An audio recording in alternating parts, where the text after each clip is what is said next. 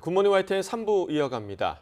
어제 저녁 무렵 서울 서부 지역에 1시간에 80mm에 육박하는 물폭탄이 쏟아졌습니다. 잠깐 사이에 내린 폭우에 열차 운행이 중단되고 도로 침수도 잇따랐습니다. 보도에 이준엽 기자입니다. 빗물 펌프장에서 쏟아진 물에 잠겨버린 길을 따라 시민들이 도림천을 건너는 모습이 위험천만해 보입니다. 완전히 침수된 도로로 차량이 지나가자 인도까지 물이 쏟아져 넘쳐 흐르고 맨홀들은 덜컹거리며 역류한 물을 토해냅니다. 어제 저녁 서울 서부 지역에는 호우경보가 내려졌습니다. 영등포에는 저녁 무렵 1시간 동안 79mm의 물폭탄이 쏟아졌습니다. 하지만 같은 시각 광진과 서초, 강남 송파 등 서울 동부권에는 아예 비가 내리지 않았습니다. 오늘 저녁 서울을 비롯한 경기도 지역에 시간당 70mm 내외의 매우 강한 소나기가 내렸습니다. 비구름이 서쪽으로 빠져나가면서 경기 고양시 등에서도 도로 침수 피해가 이어졌습니다. 앞이 전혀 보이지 않았어요. 그래서 비상등을 켜고 운행을 했고요. 와이퍼를 아무리 세게 작동을 해도 전혀 보이질 않았어요. 그 정도로 비가 많이 왔어요. 경부선 영등포에서 구로역 구간 상하행선 모든 열차 운행도 30분 정도 중단되기도 했습니다. 안전점검을 마치고 운행은 재개됐지만 KTX와 일반 열차 17대, 서울 지하철 1호선 전동차 18대가 20분 정도 지연됐습니다. 올림픽대로나 경인고속도로, 불광천길 일부 구간도 침수로 통행이 1시간 이상 중단됐습니다. 장마는 끝났지만 지역에 따라 강수량의 편차가 큰 게릴라성 폭우는 당분간 이어질 것으로 보여 안전사고와 침수 피해에 각별한 주의가 요구됩니다. YTN 이준엽입니다. 여야가 수해복구 지원 TF 두 번째 회의를 열고 8월 임시국회에서 처리할 수해 예방과 피해 지원 입법에 속도를 냅니다. 국민의힘 이양수 더불어민주당 송기현 원내수석 부대표와 행정안전위원회, 국토교통위원회 등 관련 상임위 여야 간사들은 오늘 오전 국회에서 두 번째 TF 회의를 진행합니다.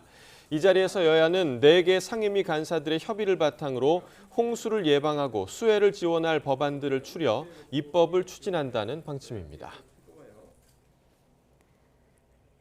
전국의 불볕더위가 기승을 부리는 가운데 지난 주말과 어제 온열 질환으로 인한 사망자가 10여 명에 달할 것으로 보입니다. 대부분 70대 이상의 고령으로 농사일을 하다가 숨졌습니다. 경북에서만 폭염 속에 밭일을 하던 노인 4명이 숨졌고 경남에서도 밀양시와 남해군에서 농사일을 하던 2명이 숨졌습니다. 또한 경기도와 충북, 전북에서도 온열 질환 사망 사례가 잇따르고 있습니다. 네, 이처럼 폭염으로 온열 질환자가 급증하는 가운데 정부가 긴급 점검 회의를 개최합니다. 행정안전부는 오늘 관계부처를 비롯한 지자체와 폭염 상황 대응 긴급회의를 개최하고 온열 질환 예방 체계를 강화할 예정입니다. 이 폭염으로 그제 하루에만 온열 질환으로 7명이 숨졌는데 대다수가 70대 이상 고령층으로 농작업을 하다가 숨졌습니다. 행안부는 지방자치단체와 관계부처에 고령 농업인을 비롯한 폭염 3대 취약 분야 대책 추진에 만전을 기하라고 주문했으며 농촌진흥청은 현장 농업인의 안전관리를 강화했습니다. 국민의힘이 이동관 신임 방송통신위원장 후보자에 대해 인사청문회 보이콧도 검토할 수 있다는 더불어민주당을 향해 대놓고 정쟁으로 몰고 가겠다는 거대 야당의 횡포라고 비판했습니다. 김민수 대변인은 어제 논평에서 인사청문회는 행정부 견제라는 입법부의 의무와 권리를 실현하기 위한 제도이자 국민을 대신해 후보자를 검증하는 자리라며 이같이 밝혔습니다. 이어 어린아이 떼쓰듯 자신들의 코드에 맞지 않는다는 이유만으로 인사청문회 자체를 거부하겠다는 것은 해야 할 일을 팽개치고 대놓고 정쟁만 하겠다는 선포와 같다고 지적했습니다. 더불어민주당은 이동관 신임 방송통신위원장 후보자가 후보 지명 이틀 만에 언론 장악의 본색을 드러냈다고 비판했습니다. 권칠승 수석 대변인은 어제 국회 브리핑에서 이 후보자가 부인의 인사청탁 의혹에 대해 법원 판결과 다른 해명을 내놨다고 주장하고 카더라식 보도를 할 경우 법적 조치할 수 있다는 것을 주지하라며 으름장을 놨다고 밝혔습니다. 이어 이 후보자 스스로 야당과 비판 언론의 질책이나 비판에 겸허하게 귀 기울일 것이라는 각오는 어디 갔느냐며 방통위원장 후보자 신분으로 법적 조치를 들먹이며 언론의 재갈 물리려는 처사가 가당치 않다고 지적했습니다. 네, 이처럼 신임 방송통신위원장으로 지명된 이동관 후보자를 둘러싼 논란과 의혹이 끊이지 않는 가운데 지명 배경에 관심이 쏠리고 있습니다. 대통령실에서는 지명 시기는 조율했지만 윤석열 대통령이 다른 인사를 고려한 적은 전혀 없었다면서 인사 철학과 맞닿아 있다고 설명합니다. 박소정 기자가 보도합니다. 지난 5월부터 내정설이 돌았던 이동관 대통령 대외 협력 특보. 공식 지명이 이루어지지 않은 2달 새 이동관 후보자들의 과거 학교 폭력 논란에다 이명박 정부 시절 이른바 국정원 언론 사찰 문건 작성 지시 의혹 등 방송 장악 논란이 수면 위로 드러나 국회는 시끄러웠습니다. 제발 더 이상 나를 학교 폭력 피해자로 분류하지 말아달라며 의혹에 대해 조목조목 반박했습니다. 해명돼야 할 의혹이 있다면 청문 과정에서 공식적으로 방통위원장 지명에 대한 반대 여론을 가볍게 여기지 말기 바랍니다. 언론을 길들이려 해서도 안 되고 길들일 수도 없습니다. 이 후보자는 이례적으로 지명된 신분이 아닌 상태에서 대통령실을 통해 입장을 내고 논란을 반박했습니다. 그 사이 대통령실은 여론 동향을 계속해서 체크했는데 이 후보자가 야권의 비판을 어떻게 돌파하는지 지켜보는 것이라는 해석도 나왔습니다.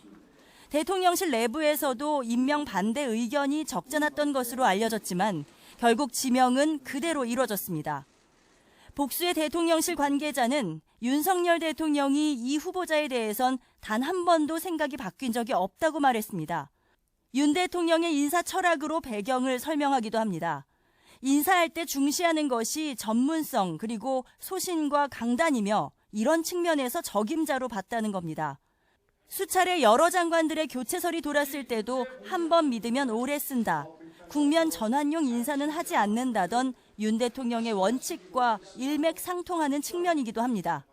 어떤 정치적인 국면 전환이라든가 이런 지지율 반등이라고 하는 그런 정치적 목적을 가지고 해서는 저는 안 된다고 생각하고 대통령실은 이동관 후보자를 앞세워 이른바 공영방송의 정상화를 강하게 밀어붙인다는 생각인데 한편으로는 여론이나 비판에 귀를 기울이지 않는 불통 이미지와 방송 장악 논란이 더욱 커질 수 있다는 우려도 작지 않습니다.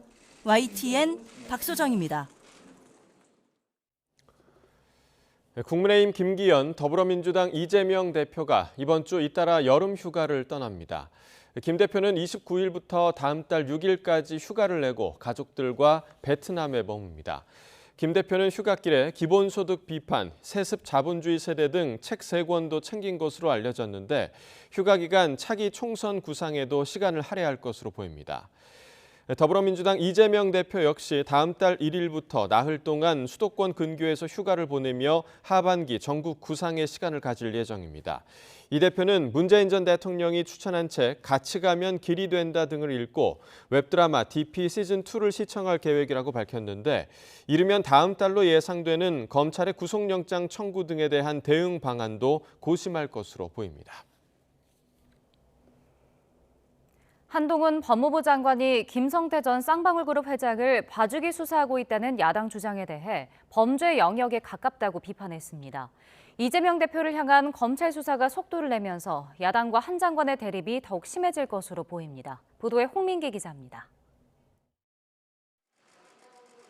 김성태 전 쌍방울그룹 회장에 대해 봐주기 수사를 하고 있다는 민주당 주장에 대해 한동훈 법무부 장관이 즉각 반박에 나섰습니다. 한 장관은 민주당이 이화영 전 경기도 평화부지사를 압박하다가 안 될 것 같으니 김 전 회장으로 목표를 바꿨느냐고 지적했습니다. 그러면서 당대표 수사를 막기 위한 사법방해에 정치 권력을 총동원하는 것은 정치의 영역이 아닌 증거인멸이나 위증교사 같은 범죄의 영역에 가깝다고 비판했습니다. 또 도지사 방북을 위해 깡패를 시켜 북한에 뒷돈을 가져다 바치는 건 당과 무관한 개인의 비리라며 이재명 대표를 직접 겨냥하기도 했습니다. 한 장관의 정면 공격에 민주당도 발끈하며 맞받아쳤습니다.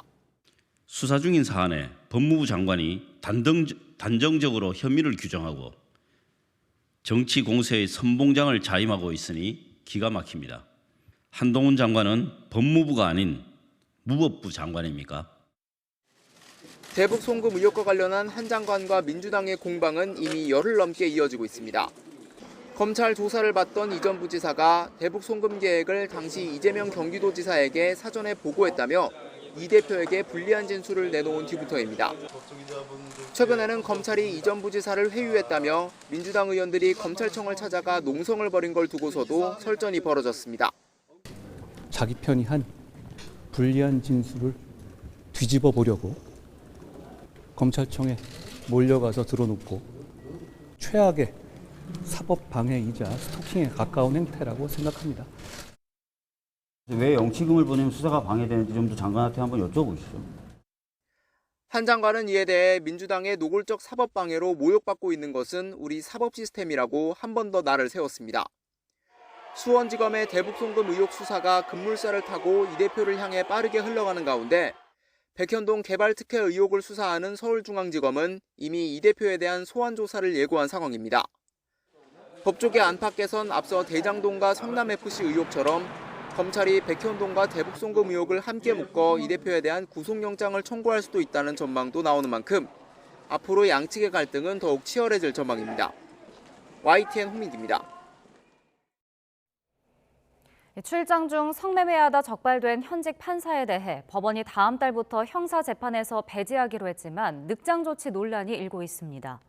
대법원 관계자는 YTN과의 통화에서 성매매 혐의가 적발된 A 판사에 대해 소속 법원이 수사 개시 통보를 받은 직후 8월부터 형사재판 업무를 맡지 않도록 했다고 밝혔습니다. 이어 조만간 A 판사에 대한 인사조처를 결정하고 징계 절차 역시 내부 조사를 진행한 뒤 징계 청구 여부 등을 판단하겠다고 설명했습니다. 하지만 A 판사는 지난달 22일 검거된 뒤에도 지난 20일까지 한 달여 동안 계속 재판을 맡아온 것으로 파악돼 늑장대처 논란도 일고 있습니다. 서울 신림동 흉기난동 사건 피의자 조선을 옹호하거나 되레 피해자들을 조롱하는 2차 가해가 온라인에서 퍼지고 있습니다. 경찰도 수사를 검토하겠다고 했는데 처벌 규정이 없거나 있어도 적용하기가 쉽지 않아서 제도적 보완이 필요하다는 지적이 나옵니다. 권준수 기자가 보도합니다.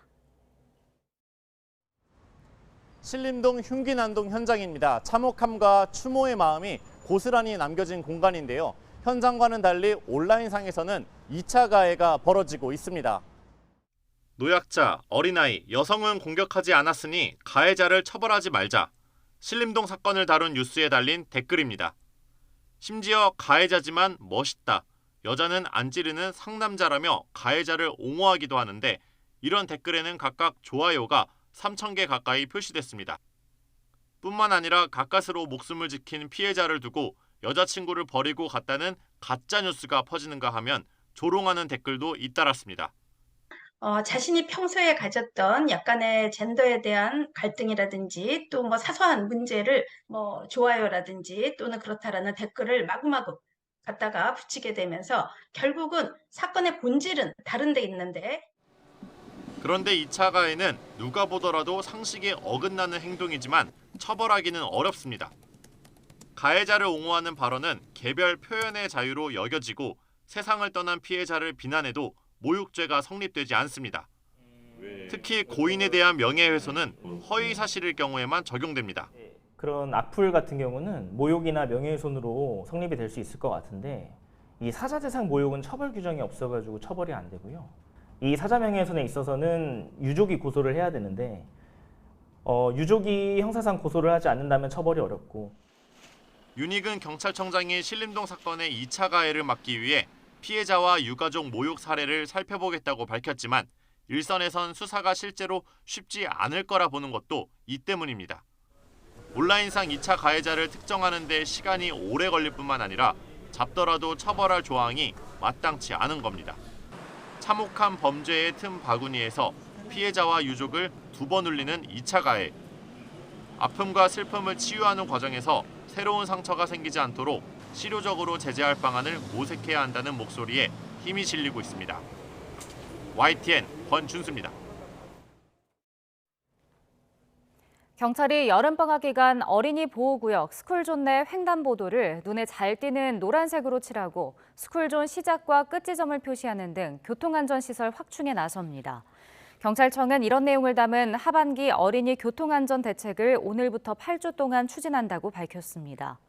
경찰은 지난해 12월 서울 청담동의 스쿨존에서 9살 초등학생이 숨진 사고처럼 통학로 주변 보도가 없거나 좁은 구간에 대해 추가적인 보행 공간을 확보하고 법규 위반과 음주운전을 집중 단속할 예정입니다.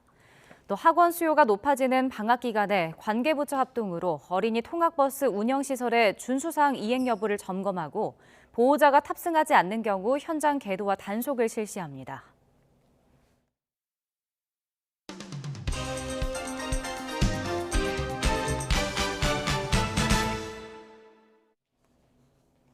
네, 7월 31일 월요일입니다. 오늘 아침 신문은 어떤 소식 다뤘는지 짚어보겠습니다. 이현웅 아나운서가 정리해왔습니다. 어서 오십시오. 안녕하십니까? 네. 자, 오늘 첫 번째 기사부터 보겠습니다. 서울신문 1면인데요. 두 장의 이제 큰 사진이 나와 있습니다. 날씨와 관련한 내용인가 봐요. 맞습니다. 네. 먼저 왼쪽은 어제 낮에 서울 남산에서 열화상 카메라로 도심을 촬영한 모습입니다. 기온은 물론 습도까지 높아서 도심 전체가 한증막으로 변했다고 설명하고 있었고요. 그리고 오른쪽 사진은 어제 저녁 서울 월드컵 경기장의 모습인데 우의를 쓴 사람이 보입니다. 갑자기 비가 많이 내리면서 경기가 40분 정도 지연되기도 했습니다. 이렇게 낮에는 폭염, 저녁에는 폭우가 찾아오자 기사에서는 도깨비 같은 여름 날씨라고 표현하기도 했습니다. 네, 그야말로 이제 도깨비 같은 날씨인데 정말 요즘 날씨 변화들을 보면요. 정말 경험하지 못한 모습들이 많은 것 같아요. 우리나라만의 문제가 아니죠. 그렇습니다. 이어지는 서울신문 기사에는 미국 현지 르포도 실려 있었는데요. 미국 남서부를 한 달 넘게 달군 폭염이 동북부까지 확장되고 있다고 전하고 있습니다. 그러면서 함께 실린 사진이 눈에 띄었는데요. 더위를 피해서 한 흑곰이 주택의 야외 수영장에 몸을 담그고 있는 모습을 확인할 수 있었습니다.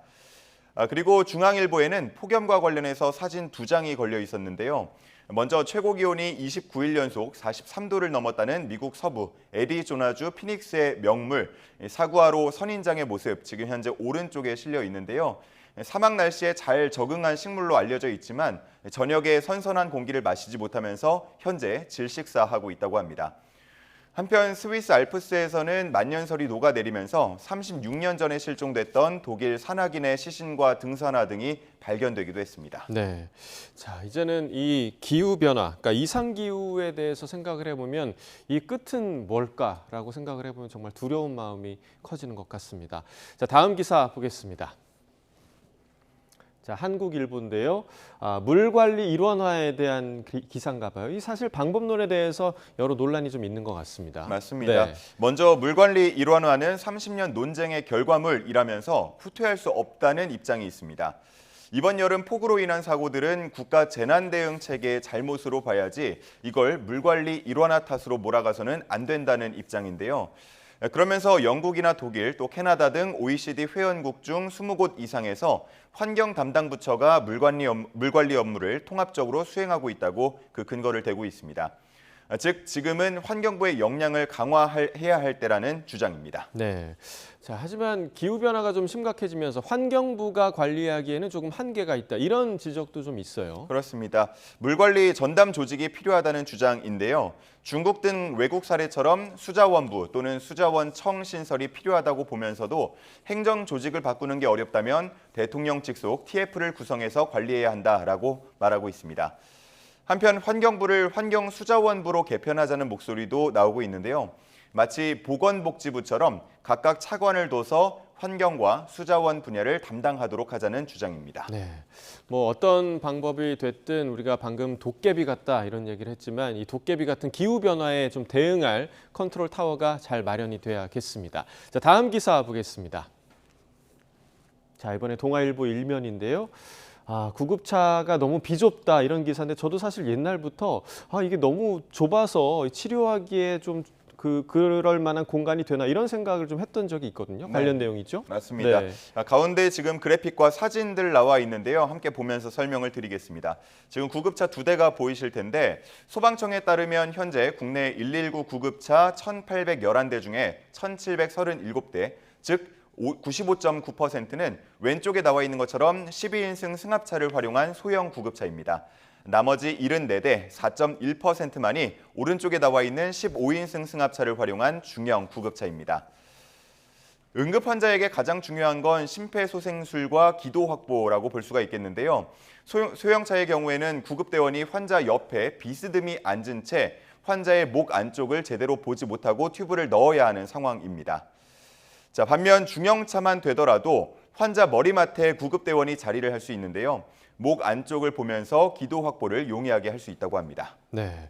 자, 그동안 뭐 구급차 대수가 충분하다, 부족하다 이런 것만 좀 논의가 되었었지 이 소형, 중형에 관해서는 얘기가 안 됐었던 것 같습니다. 듣고 보니까 중형 이상의 구급차가 좀 필요하겠는데요. 네, 그렇습니다. 가끔은 응급 출동을 하고서도 구급차가 좁기 때문에 차량 밖에서 응급처치를 먼저 하고 환자 이송을 시작하는 경우도 있다고 합니다.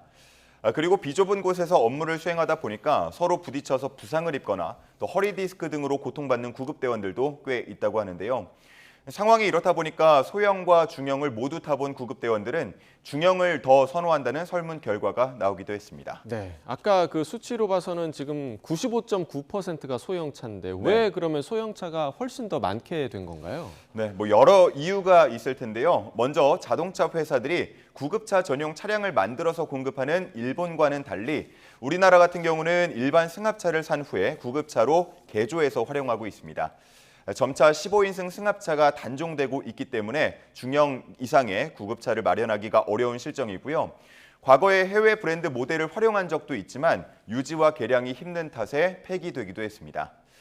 그리고 차가 커지면 차량 사이로 지나갈 때나 골목길 운행이 어렵다는 문제도 제기되고 있는데요. 따라서 내부 공간이 넓으면서도 기동성은 잃지 않을 수 있는 차세대 국산 구급차 도입이 필요하다는 목소리가 커지고 있습니다. 네, 이 환자들을 위한 일이기도 하고요. 또 구급대원들 또한 위한 일이기도 합니다. 조금 더 넓은 공간이 마련이 되면 좋겠습니다. 자, 다음 기사 보겠습니다. 자, 보니까 은둔, 고립 뭐 이런 단어들이 많이 보이는데요. 청년들이 좀 숨고 있다 이런 기사인가 봐요. 맞습니다. 네. 서울시가 올해 초에 발표한 자료를 보면 서울에 거주하는 청년 4.5%가 은둔 또 고립 중인 것으로 나타났습니다. 이를 토대로 전국으로 확장해 보면 은둔 고립 청년이 약 61만 명에 달할 걸로 추정이 되는데요. 오랜만에 문을 열어봤더니 계절이 2개나 바뀌어 있었다라고 말할 정도로 사회와 물리적 또 정서적 단절된 상태의 청년들도 있었습니다. 이들이 처음 은둔 고립하게 된 이유는 취업이 되지 않거나 실직한 경우가 40% 정도로 가장 많았고요. 인간관계의 어려움, 또 가족 불화, 학력이나 외모 등 사회적 압박 순으로 나타났습니다. 네, 자 여기 뭐 제목과 그래프로도 나와 있는데 재은둔 또 재고립 경험도 굉장히 좀 많은 것 같고 역시 뭐 취업난, 실직이 원인인 경우가 많네요. 그렇습니다. 용기를 내봤지만 끝내 좌절감만 느끼고 다시 틀어박히게 됐다라고 말하고 있는데요. 동아일보에서 취재한 사례들을 보면 첫 은둔 고립 기간이 길수록 재고립에 빠질 확률도 높았다고 합니다. 그렇기 때문에 초반에 대처하는 게 중요하다고 말할 수 있겠는데 전문가들은 은둔 고립 청년의 사회 복귀를 단계적으로 지원할 필요가 있다고 말하고 있습니다. 단순히 발굴하는 데 그치지 말고 심리 상담이나 일자리 마련 등 사회로 나아갈 수 있도록 일종의 에스컬레이터가 필요하다고 강조하고 있습니다. 네. 국가 발전의 원동력이 돼야 할 청년들이 이렇게 은둔 고립한다는 현실 안타깝기만 합니다. 자, 마지막 기사 보겠습니다. 조선일보 기사인데요. 영국에서 횡단보도 초록불 신호 시간을 20% 늘린다. 그런데 그 이유가 비만과 노쇠 때문이다. 자, 자세히 좀 전해주시죠. 네. 영국이 오는 9월부터 횡단보도의 초록 신호 지속 시간을 약 20% 정도 늘릴 것으로 보입니다.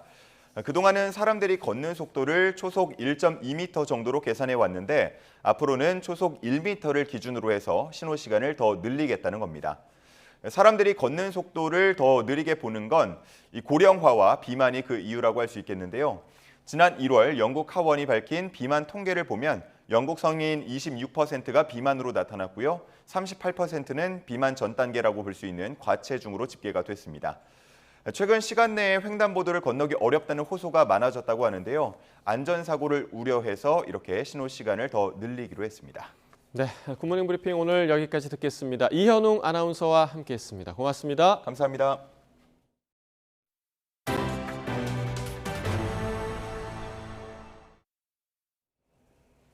LG전자가 사상 최대 매출을 거두며 2분기째 삼성전자의 영업이익을 앞질렀습니다. 희비가 엇갈릴 법도 한데 두 기업 모두 미래 먹거리 사업 투자에 여념이 없습니다. 보도에 양희력 기자입니다. LG전자의 올해 2분기 매출액은 20조 원에 이릅니다. 역대 2분기 가운데 최대입니다. 영업이익은 7,400억 원대로 1분기에 이어 또 한 번 삼성전자를 앞질렀습니다. 글로벌 경기 둔화에도 기업 간 거래 비중을 늘리고 체질 개선 노력을 한 점이 수익에 영향을 줬습니다. 삼성전자는 올해 2분기 매출이 60조 원, 영업이익은 6,600여억 원입니다. 지난해와 비교하면 모두 큰 폭으로 줄었습니다. 반도체 한파에 반도체 부문에서만 4조 원대 적자를 본 탓이 큽니다. 당장 실적 성적표를 놓고 보면 희비가 엇갈릴 법도 하지만 두 기업 모두 미래에 대한 고민이 깊다는 점은 같습니다. LG는 앞서 가전에만 머무르지 않고 새로운 성장 동력을 확보하겠다는 포부를 밝혔습니다. 2030년까지 50조 원 이상 쏟아부어 사업 방향을 완전히 새롭게 바꿔놓겠다는 겁니다. 고객의 삶이 있는 모든 공간에서 고객의 경험을 연결하고 확장하는 스마트 라이프 솔루션 기업이 될 것을 선언합니다. 삼성전자 역시 올해 2분기에만 연구개발과 시설 투자에 21조 원 넘게 썼습니다. 반도체 보릿고개를 넘는 국면에도 미래 경쟁력 확보를 위해 투자 기조를 이어간다는 방침입니다. 하반기 실적 개선을 위해 새 전략 스마트폰에 거는 기대도 큽니다. 폴더블 제품을 대중화하겠다고 하는 게 저희들의 가장 최우선의 우선순위입니다. 그래서 그것들이 먼저 달성이 되면 여러 가지 실적이나 이런 부분들은 아마 따라올 거라고 생각을 하고요.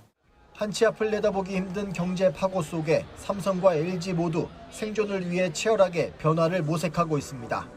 YTN 양일혁입니다.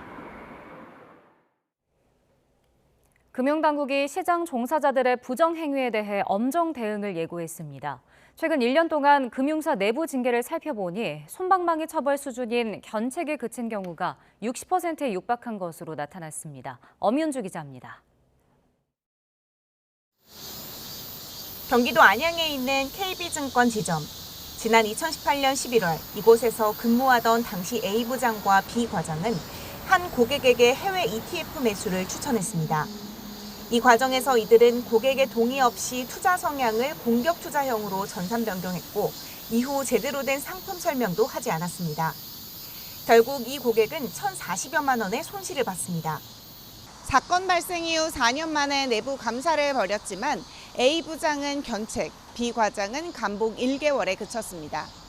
YTN이 지난 1년간 상위 10개 증권사의 내부 징계 현황을 살펴보니 이렇게 견책에 그친 것만 전체의 60%에 육박했습니다.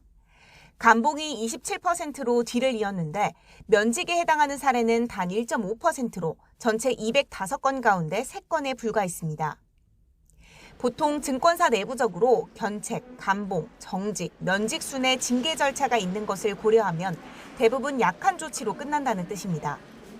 그렇다 보니 금융사들의 솜방망이 처벌, 제 식구 감싸기라는 비판이 끊이지 않고 있습니다.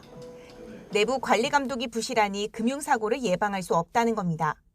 실제로 지난 4월 무더기 하한가 사태 당시 증권사들이 개인 투자자 지정 요건 관리를 소홀히 해 피해를 키웠다는 비판도 나왔습니다. 금융기관은 그 엄격한 도덕성이 담보되어야 하는데요. 내부 직원을 잘 통제를 해서 이거 범죄를 막아야지. 그러니까 이런 상태면은 계속 그 증권사에서 사고, 불법이 계속될 수밖에 없습니다. 이에 대해 금융당국이 칼을 빼들었습니다. 종사자들의 시장 질서 교란 행위를 막기 위해 하반기를 목표로 검사 시스템 개편을 예고했습니다. 시장 참여자, 특히나 시장의 질서와 관련된 업무에 종사하는 분들에 대해서는 엄하게 지금 대응할 예정이고 검사 시스템을 좀 고도화하고 개선할 수 있는 방안을 마련 중이고 다만 금융당국의 사후약 방문식 제재 강화보다 금융사 스스로 자정 노력에 나서야 한다는 게 우선돼야 한다는 지적이 잇따르고 있습니다. YTN 엄윤주입니다.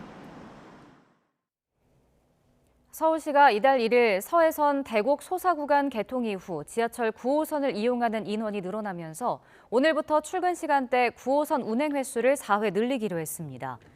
일반 열차와 급행 열차가 각각 2회씩 운행 횟수가 늘어나면서 바뀐 출근 시간대 운행 시간표는 9호선 홈페이지에서 확인할 수 있습니다. 서울시는 올해 말까지 신규 전동차 8편석을 조기 투입해 혼잡도를 더 줄인다는 방침입니다.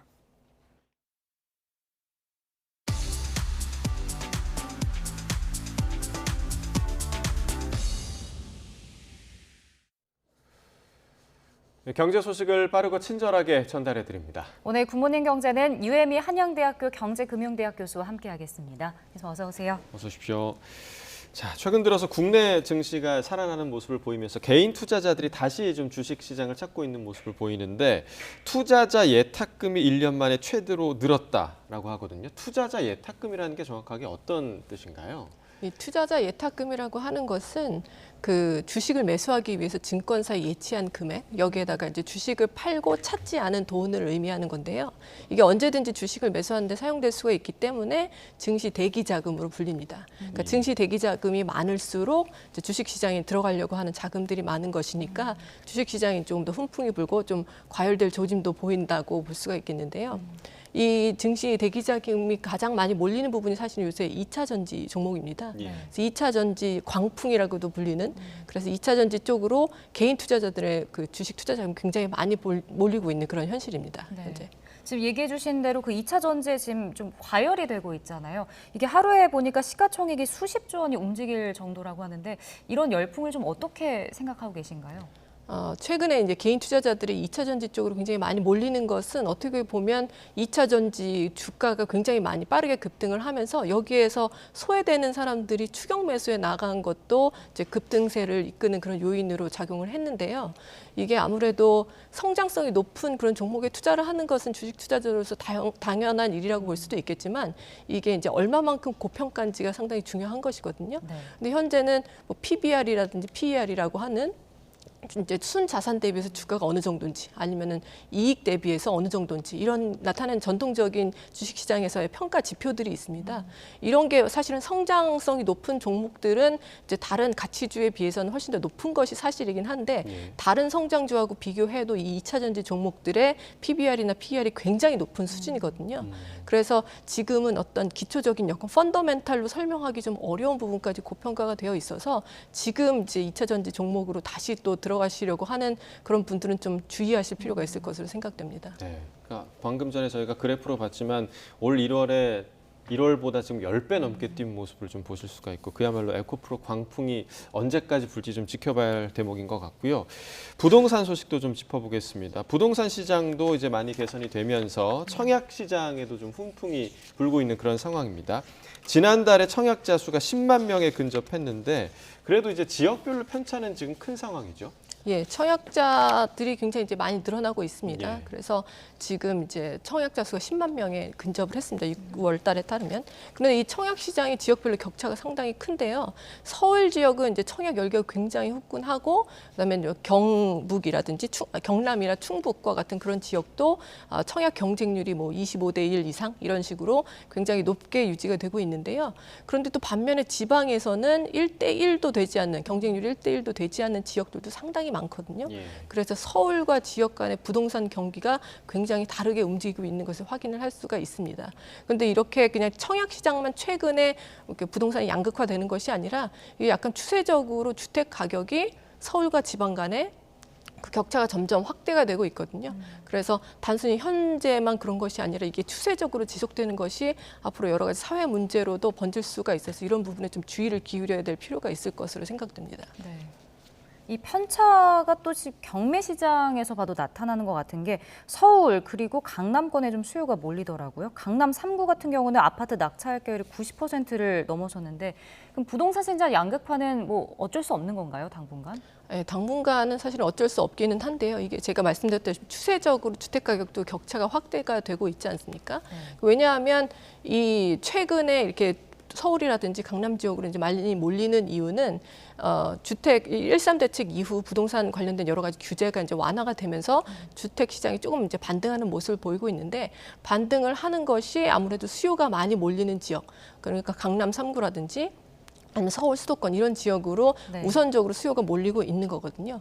근데 이게 최근만 그런 것이 아니라 계속 추세적으로 이런 식으로 가고 있다 보니까 지역별로 격차가 계속 확대가 되고 있는데 이것이 뭐 청년, 내 집 마련을 하고 싶어하는 청년들에게도 좀 안 좋은 소식이고요. 네. 서울 지역의 청년들은 내 집 마련하기가 점점 더 어려워진다는 얘기니까요.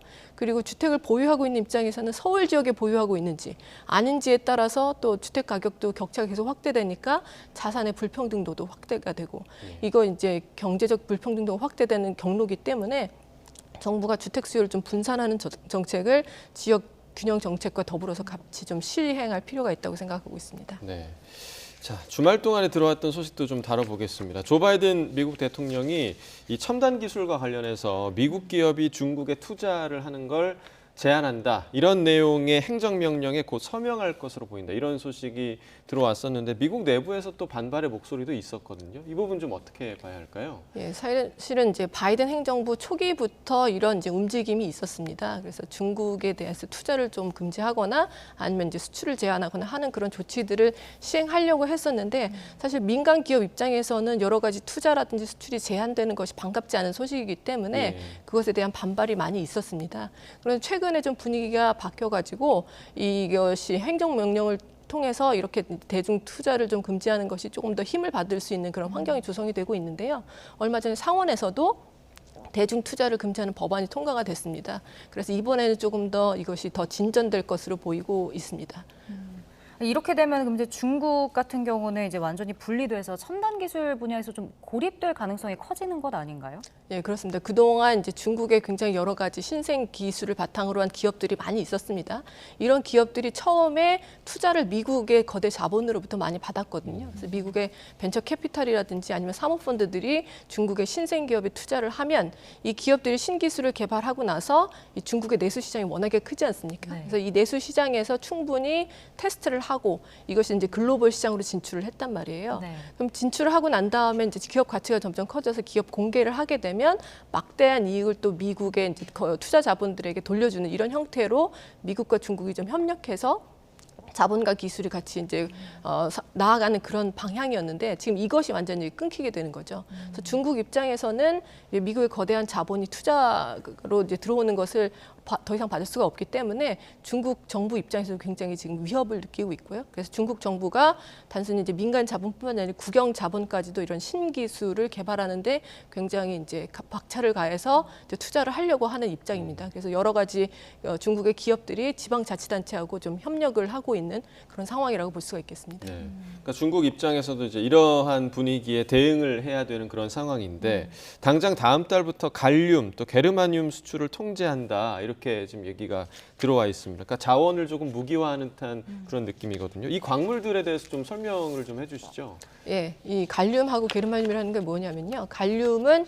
이제 차세대 반도체 소재로 활용이 되고요. 아니면 OLED라든지 마이크로 LED 같은 그런 디스플레이 제품에 이제 소재로 활용이 되고요. 게르마늄 같은 광물은 반도체 공정용 가스의 소재로 활용되는 그런 이제 광물입니다. 그래서 이 두 가지 광물이 이제 수출을 제한한다는 조치를 이제 중국에서 발표를 해서 다음 달 1일, 즉 내일부터 이 수출을 허가를 한다는 거죠. 그래서 신고를 하면 이제 허가를 해주는 것인데 이제 허가를 하게 되니까 아무래도 이제 통제가 되겠죠. 그런데 이 중국의 광물을 이제 수출을 제한하게 되면 결국에 세계 시장에서 이 광물의 가격이 오르지 않겠습니까? 사실은 이제 유럽 연합에서 핵심 광물이라고 하는 것에 이제 보고서를 발표한 적이 있었는데요. 이 세계의 핵심 원자재로 고려가 되는 그런 광물들 51종인데 이 중에서 세계 시장 점유율이 중국이 1위인 제품이 무려 33종에 달합니다. 그리고 10종에 대해서는 중국이 100%를 세계 시장에 공급을 하고 있거든요. 그러니까 현재는 이 두 가지 광물의 수출 허가제를 실시한다고 하고 있지만 만약에 그 수출 허가제가 실시되는 광물의 종류가 좀 많아진다.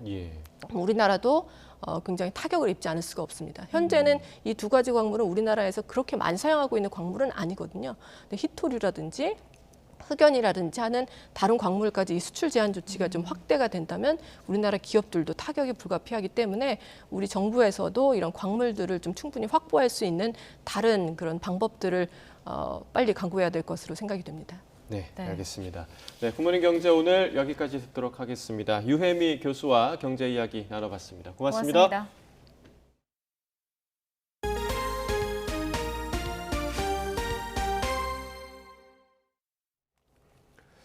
네, 적은 비용만 내면 가게를 홍보해주겠다는 광고업체 전화를 받고 업체와 3년 계약을 했는데 1년 동안 게시글 3개만 올라왔다는 제보가 들어왔습니다. 1년을 참아온 가게 사장이 계약 해지를 요구했더니 업체는 답을 미루다가 고소하겠다는 말이 나오자 환불해주겠다고 태도를 바꿨습니다. 보도에 안동준 기자입니다. 지난해 2월 카페릴리언 A씨는 개업 며칠 뒤 가게를 홍보해주겠다는 광고업체의 전화를 받았습니다. 하루 800원씩 서버 비용만 내면 각종 홍보 혜택을 제공해준다는 말에 선뜻 계약서에 서명했습니다. 정부 지원금으로 운영되는 협력센터라고 소상공인 협력센터라고 하니까 뭔가 정부에서 운영하는 그런 좀 믿을 만한 센터구나 싶어가지고. 그러나 계약 일주일이 지나도록 가게 홈페이지 제작과 내비게이션 위치 등록 등 계약서에 명시된 활동은 이루어지지 않았습니다. 실망한 A씨가 계약을 해지하겠다고 했더니 업체는 3년 요금에 가까운 79만 원을 위약금으로 요구했습니다. 알고 보니 계약서에는 1년 약정이 있다는 내용이 쓰여 있었는데 A씨는 계약 당시 업체에서 명확한 설명을 들은 적 없다는 입장입니다. 그리고 일반 광고회사처럼 3년을 무조건 모두가 이용을 하셔야 된다는 의무기간이 없기 때문에 별도 추가 비용이나 위약금 적용 없이 1년간 발기자금 해지 그대로 양도받을 보면서 시공 처리까지 모두 가능하신 내용이에요. 울며 겨자 먹기로 계약을 유지했지만 업체가 1년 동안 해준 거라곤 블로그와 SNS에 올린 게시글 3개가 전부. 그마저도 홍보 효과가 미미해서 결국 A씨는 계약을 끝내겠다는 의사를 밝히고 환불을 요구했지만 업체는 차일피일 답을 미뤘습니다. A씨가 경찰에 고소하겠다고 하자 업체는 그제야 전액을 돌려줄 테니 그간 있었던 일을 모두 비밀에 붙이자는 합의서를 제시했습니다. 정말 힘들구나, 돈 버는 게 믿을 만한 사람 없구나. 그래서 정말 믿을 사람 없다 이런 생각 들고. 취재진은 업체 해명을 듣기 위해 수차례 연락을 시도했지만 끝내 닿지 않았습니다. 같은 광고업체에 비슷한 피해를 입었다는 사람은 확인된 것만 30여 명. A씨는 합의 요구에 응하지 않고 경찰에 업체를 고소했습니다. YTN 안동준입니다. 코로나19 재확산이 심상치 않습니다. 곧 5만 명을 돌파하는 등 지난 겨울 유행 규모와 비슷해질 거란 전망인데 이르면 다음 달 코로나19 감염병 등급 하향 조정 계획에도 변수가 될 수 있습니다. 보도에 김연아 기자입니다. 더위가 본격화하면서부터 어느새 거리엔 마스크 쓴 사람들이 사라졌습니다. 숨막히는 더위에 휴가지마다 사람들이 발 디딜 틈 없이 북적이고 에어컨이 돌아가는 건물들은 창문도 출입구도 꼭 닫은 채 환기는 뒷전입니다. 이러는 사이 코로나19 확진자는 가파르게 상승했습니다. 확진자 수는 4주 연속 증가해 7월에만 60%가 넘게 뛰었는데 증상이 있어도 검사를 받지 않는 사람이 많다는 우려에도 확진자는 급증하면서 재유행 우려가 커지고 있습니다. 시간이 지나면서 다시 면역력이 떨어졌고 현재 우세종인 XBB 1.5의 면역 회피가 뛰어난 데다 방역도 완화된 영향인데 전문가들은 현재 유행 규모가 지난 겨울과 비슷한 수준이라고 판단합니다. 다행히 위중증화율이나 사망률은 안정적이지만 감염자가 급증하면 고령자 등 취약계층의 피해도 커질 수밖에 없어서 경계해야 합니다. 지금 현재 치명률이 0.03%입니다.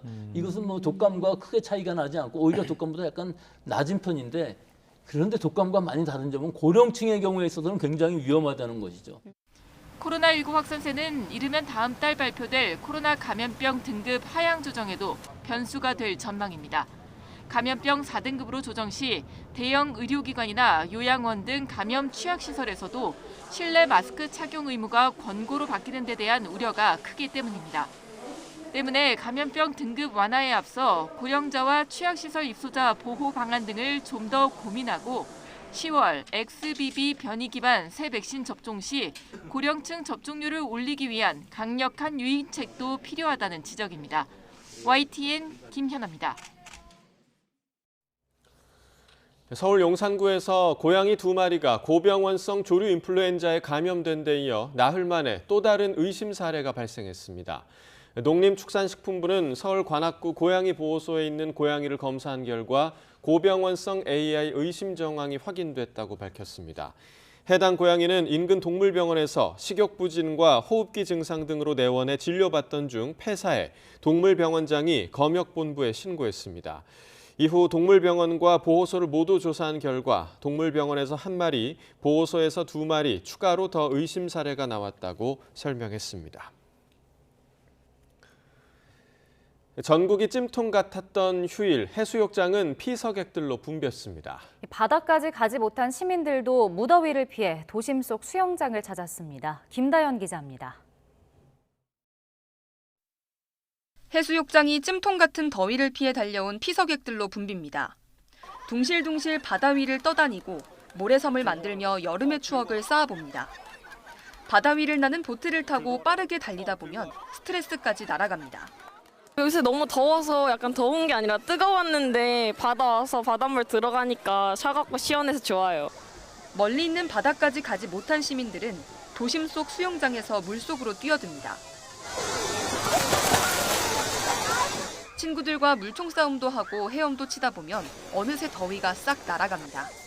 오랜만에 미국에 와서 한국으로 놀러 와서 너무 좋고요. 그리고 이거 물도 너무 깨끗하고 시원해서 놀기가 딱 좋고요. 야외 수영장은 한여름 특별한 생일 파티 장소가 되기도 합니다. 지금 날씨가 덥지만 친구 생파 때문에 한강 수영장에 와서 되게 재밌게 놀았어요. 시원한 물에 풍덩 빠질 수 있는 물미끄럼틀은 아이들에게 가장 인기가 많은 시설입니다. 서울 도심 한복판에 차려진 수영장에도 물놀이객들이 몰렸습니다. 미끄럼틀을 타고 내려와 수영장 물을 먹어도 마냥 즐겁다는 듯 씩씩하게 일어납니다.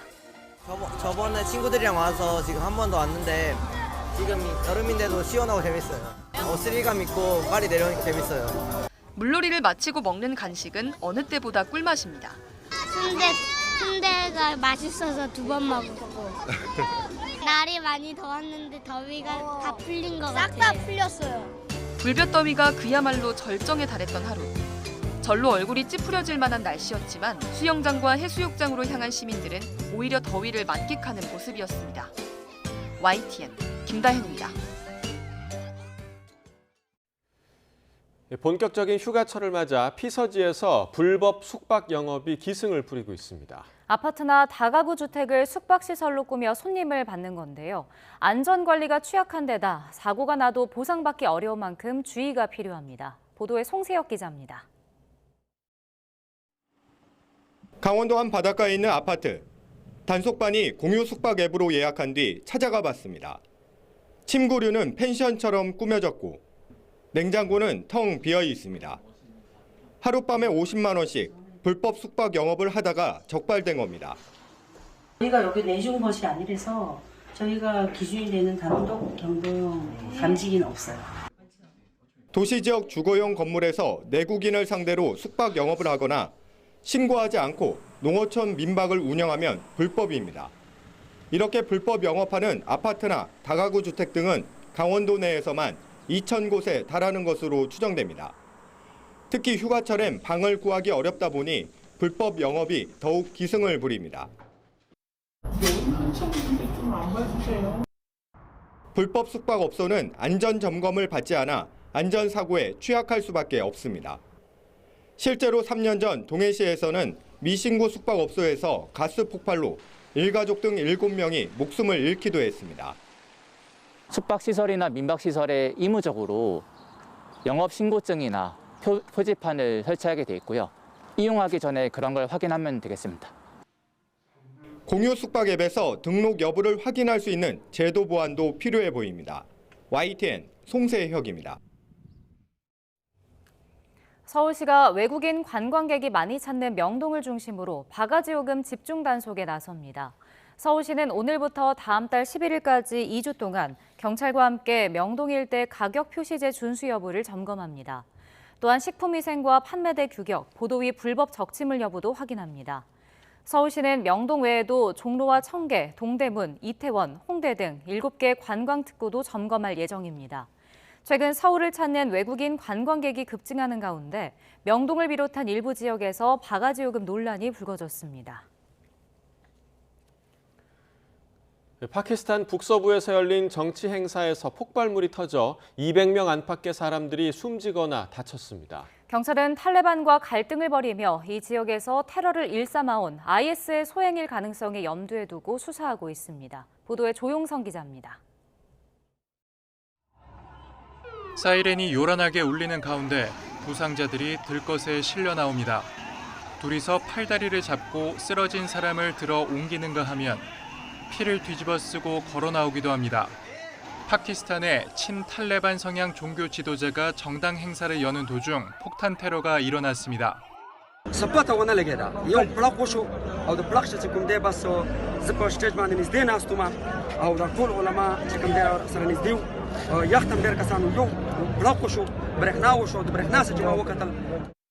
정당의 지역 대표를 포함해 적어도 40명이 숨지고 150명 넘게 다쳤습니다. 중상자가 많아 사망자는 더 늘 수 있습니다. 경찰은 자살폭탄 테러범이 보안을 뚫고 행사장에 몰래 들어온 것으로 보고 있습니다. 아직 테러를 저질렀다고 나선 곳은 없습니다. 다만 IS의 파키스탄 지부는 올해 여러 공격의 배후를 자처해왔고 이 정당의 지도자를 종교를 배반한 사람으로 지목하고 있습니다.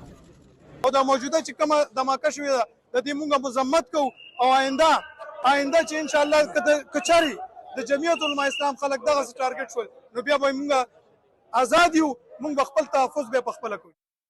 테러를 강력하게 비난한 파키스탄 대통령은 유족들에게 애도를 표하면서 부상자 치료를 강조했습니다. 수사 당국은 전문가를 동원해 현장에서 폭발물에 관한 증거를 찾고 있습니다. 수니파이자 같은 이슬람 근본주의인 IS와 탈레반은 서방 세계와 협상 여부를 두고 갈등을 시작한 뒤 테러를 벌이며 세력 싸움을 벌이고 있습니다.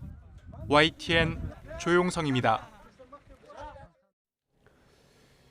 서방과 아프리카 여러 나라가 니제르 군사 쿠데타를 비난하며 제재하려 하자 쿠데타 지지 세력이 반발하고 나섰습니다. 특히 과거 니제르를 지배했던 프랑스 대사관을 공격해 불을 지르는 등 과격한 모습을 띠기 시작했습니다. 유재복 기자가 보도합니다.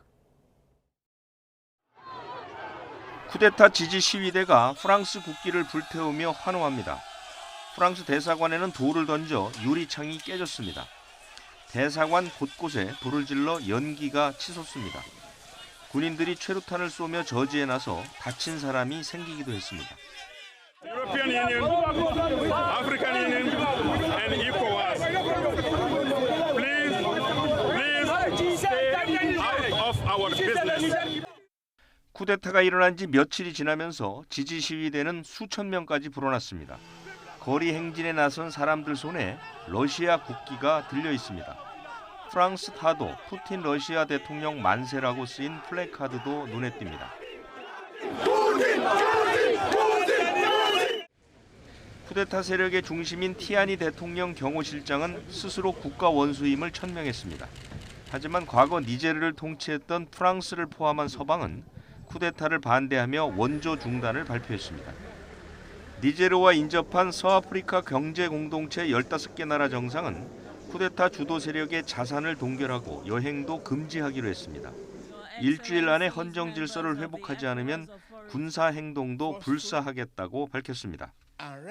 Take all measures necessary to restore constitutional order in the Republic of Niger. Such measures may include the use of force. 니제르 신군부는 군사 동원에 강력히 반발하며 외세 개입에 맞서 싸우겠다고 천명했습니다. YTN 유재복입니다. 미국의 소리 VOA 방송은 에스토니아의 암호화폐 기업 코인스페이드가 최근 홈페이지에 지난 22일 해킹 공격을 받아 한화 약 477억여 원을 도난당했다는 입장을 게시했다고 밝혔습니다. 코인스페이드 측은 범행에 대해 가장 강력한 해킹 조직 가운데 하나인 북한 라자루스 그룹의 소행으로 추정한다며 이같이 설명했습니다. 코인스페이드 측은 공격을 받은 직후 자사의 대응 전담팀과 국제사이버보안기업이 협력해 배후를 추적하고 대응 조치를 강화했다고 덧붙였습니다. V리그 컵대회에서 새 주장 강소휘, 문지훈 등 쌍포가 활약한 디펜딩 챔피언 GS칼텍스가 태국 초청팀을 꺾고 2연패 시동을 걸었습니다. IBK 기업은행도 첫 승을 올렸습니다. 여자 배구 소식 서봉국 기자가 전해드립니다. 접전 끝에 2세트를 먼저 내준 슈프림이 빠른 공격으로 득점합니다. 반격에 나선 GS는 오세연의 속공이 상대 선수 얼굴을 강타합니다. 미안하다는 몸짓도 잠시. 3세트 승부처에서는 새롭게 주장완장을 찬 강소희가 연속 서브 에이스를 폭발합니다. 연속 서비스 강소희. 1세트에 1득점을 했던 선수가 맞나요? 기세가 오른 GS는 마지막 세트를 18점으로 묶고 3대0 셧아웃을 완성했습니다. 문지훈이 블로킹 4득점 포함해 19점을 터뜨리며 강소희와 공격을 이끌었습니다. 상대 스피드에 맞서 신장의 우위를 발판으로 가로막기 벽을 쌓은 것도 주요했습니다. 남자부 파나소닉과 함께 컵대에 초대받은 태국 챔프 슈프림은 지기는 했지만 탄탄한 조직력으로 중반까지 선전했습니다. IBK 기업은행은 김연경이 빠진 흥국생명을 가볍게 제압했습니다. YTN 서봉국입니다. 이번 주도 무더위가 쉽게 꺾이지 않겠습니다. 전국 대부분 지역에 폭염 경보가 내려진 가운데 현재 서울 기온은 25.8도로 열대야가 나타나고 있고요. 한낮에는 34도까지 올라 어제만큼 덥겠습니다. 강한 일사의 습도까지 높아서 온열 질환의 비상이 걸렸습니다. 한낮 장시간 야외 활동은 조금 자제하시는 게 좋겠습니다. 오늘도 하늘 자체는 대체로 맑겠습니다. 다만 제주도는 오전부터 그 밖의 지역은 오후부터 요란한 소나기가 지나겠는데요. 비의 양은 5에서 많게는 80mm 이상이 되겠고요. 특히 중부와 경북 내륙에는 시간당 30에서 60mm 안팎의 호우 가능성이 있겠습니다. 계곡이나 하천의 물이 갑자기 불어날 수 있어 피서객들은 안전사고에 유의하셔야겠습니다. 밤사이 대도시와 해안가를 중심으로 열대야가 나타나고 있습니다. 현재 서울 25.8도, 포항 26.8도로 후텁지근한데요. 한낮에는 서울 34도, 대구 35도, 경주 36도까지 오르겠고 습도가 높아서 체감상 더 덥게 느껴지겠습니다. 내일과 모레는 더위의 기세가 더 강해지면서 서울 낮 기온도 35도까지 치솟겠고요. 한 주간 무더위 속 곳곳에 소나기가 자주 내릴 전망입니다. 오늘 아침까지 강원과 호남 내륙을 중심으로는 가시거리 200m 미만의 짙은 안개가 끼겠습니다. 출근길 교통안전에 각별히 유의하시기 바랍니다.